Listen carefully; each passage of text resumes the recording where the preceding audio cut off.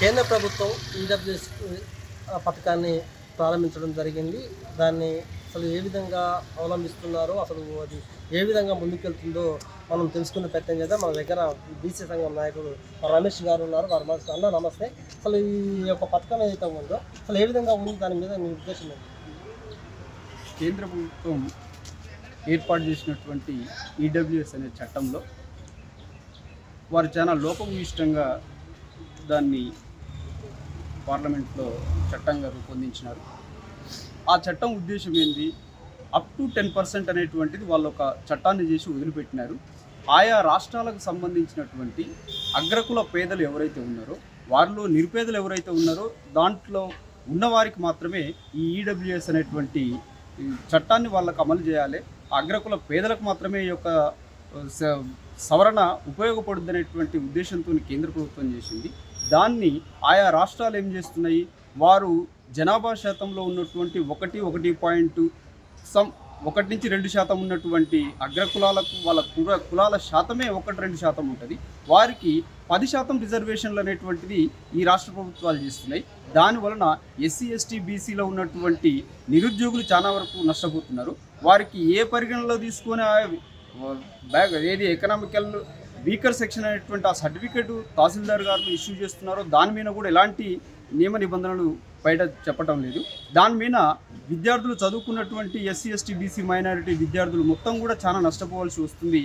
అగ్రకుల పేదలు కాకుండా అగ్రకులాల్లో ఉన్నటువంటి ధనవంతులు ఈ యొక్క చట్టాన్ని ఎక్కువ ఉపయోగించుకొని వారు లబ్ధి పొందుతున్నారు తప్ప అగ్రకులాల్లో ఉన్నటువంటి పేదలకు కూడా చాలా నష్టం జరుగుతుంది. దీన్ని తక్షణమే రాష్ట్ర ప్రభుత్వం పరిగణలోకి తీసుకొని వారికి ఏదైతే 1-2% ఉన్నటువంటి జనాభా ప్రాతిపదికన వారికి 2% జనాభా ప్రాతిపదికన ఉంటే 0.56% మాత్రమే వారికి ఆ ఉద్యోగాలకు అవకాశం ఇవ్వాలి. కానీ 0 నుంచి 10% వరకు ఒకేసారి జంప్ అయ్యే వరకు వారి యొక్క ర్యాంకులు విపరీతం గణనీయమైన ఎక్కువ సంఖ్యలో వచ్చినా కానీ, ఎక్కువ మొత్తం ర్యాంకు ఉన్నా కానీ వారు ఉద్యోగ అవకాశాలు పొందుతున్నారు.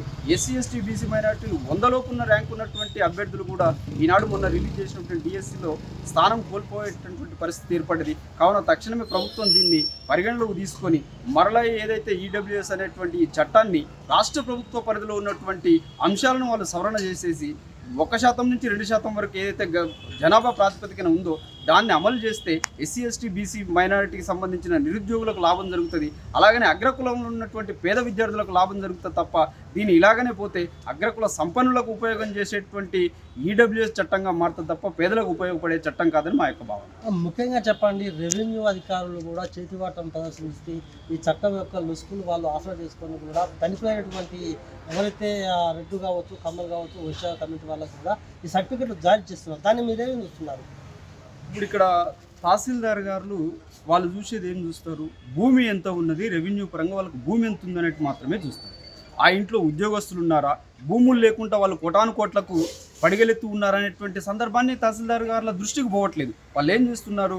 ఎవరైతే అప్లై చేసుకుంటున్నారో వారికి భూమి ఎంత ఉందనేటువంటి రికార్డు మాత్రమే చూస్తున్నారు. రికార్డులలో వాళ్ళకు భూములు ఉండవు. వాళ్ళ భూములు ఎక్కడో హైదరాబాద్లో వేరే వేరే రాష్ట్రాలలో వాళ్ళ భూములు ఉంటాయి. ఇక్కడ మాత్రం 0 సెంటు భూమి కూడా ఉండదు. కానీ వాళ్ళ పైసలకు కోటాను కోట్లకు పడగలెత్తుంటారు. వారి పిల్లల్ని కార్పొరేట్ కళాశాలలో చదివిస్తుంటారు. ఆ కళాశాలకు ఉన్నటువంటి నాలెడ్జ్కి ఈ ఈడబ్ల్యూఎస్ అనేటువంటి చట్టం ఒకటి తోడయ్యే వరకు వాళ్ళు ఈజీగా ఉద్యోగాలకు పోతున్నారు. పాపం అగ్రకుల పేదలు మాత్రం చాలా ఇబ్బందులు పడుతున్నారు. రెవెన్యూ డిపార్ట్మెంట్ వారు కూడా వారి ఒక సర్టిఫికేట్ ఈడబ్ల్యూఎస్ అనేటువంటి సర్టిఫికేట్ ఇష్యూ చేస్తున్నప్పుడు వారి యొక్క కుటుంబ నేపథ్యం ఏంటి, వారికి భూమి ఒక్కటే కాకుండా వారి ఎకనామికల్గా వాళ్ళ సోర్సెస్ ఏంటి, వారికి ఏమైనా వ్యాపారాలు ఉన్నాయా, ఉద్యోగాలు ఉన్నాయా, ఇంకా వాళ్ళకు వెనక ఉన్నటువంటి చరిత్రను మొత్తం తోడిన తర్వాతనే ఆ సర్టిఫికేట్ ఇష్యూ చేయాలి తప్ప అప్లై చేసుకున్న వెంటనే ఆ ఊళ్ళో వాళ్ళకు రికార్డు, రెవెన్యూ రికార్డు శివారు ప్రకారం భూమి ఉందా, లేదు, భూమి లేదు కాబట్టి వీళ్ళు ఈడబ్ల్యూఎస్కి అర్హులు అని చెప్పేసి దుర్మార్గంగా వాళ్ళు ఇష్యూ చేస్తున్నారు. దాన్ని మేము వ్యతిరేకిస్తున్నాము.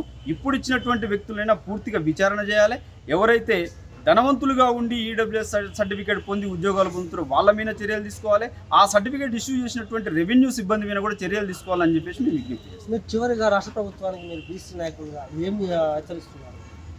ఈ యొక్క ఈడబ్ల్యూఎస్ చట్టాన్ని కేంద్ర ప్రభుత్వం చేసింది 0 నుంచి 10% వరకు వాడుకోమని చేసింది. ఆయా రాష్ట్రాలలో ఉన్నటువంటి అగ్రకులాలు ఎంతమంది, దాంట్లో పేదలు ఎంతమంది అనేటువంటి ఒక లెక్క తీసిన తర్వాత దీన్ని రిజర్వేషన్ వాళ్ళు అమలు చేసుకోవాల్సినటువంటి అవకాశం రాష్ట్ర ప్రభుత్వానికి ఉన్నది. కేంద్ర ప్రభుత్వం ఏం చేసింది? చట్టాన్ని తీసి వదిలిపెట్టింది తప్ప దీన్ని ఈ పరిధిలోనే వాడాలి, ఇంత శాతంలోనే వాడాలని ఎక్కడ నియమ నిబంధనలు లేవు. దాన్ని రాష్ట్ర ప్రభుత్వాలు ఏం చేస్తున్నాయి?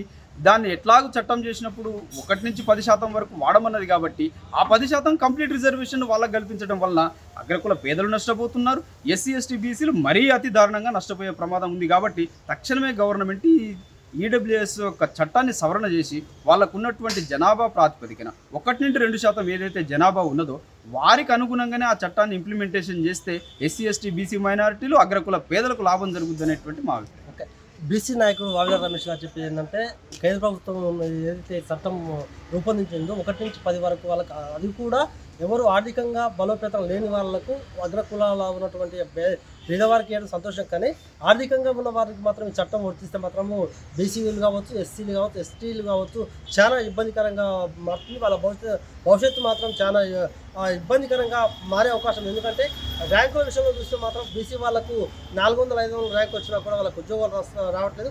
అదే ఎవరైతే కులాల వారు ఉన్నారో ఈ సర్టిఫికేట్ తెచ్చుకున్న వాళ్ళకి మాత్రం 3000, 4000, 1500 నుంచి 2000 మధ్యన ఉన్న ర్యాంకులు వచ్చినా కూడా వాళ్ళకు ఉద్యోగాలు కల్పిస్తున్నందుకు బీసీ వర్గాలు కావచ్చు, ఎస్సీ ఎస్టీ వర్గాలు కావచ్చు ఖచ్చితంగా నష్టపోతున్నారు. ఖచ్చితంగా రాష్ట్ర ప్రభుత్వం ఈ చట్టాన్ని సవరించి పేదలకు న్యాయం చేయాలని కూడా రమేష్ గారు పేర్కొంటున్నారు.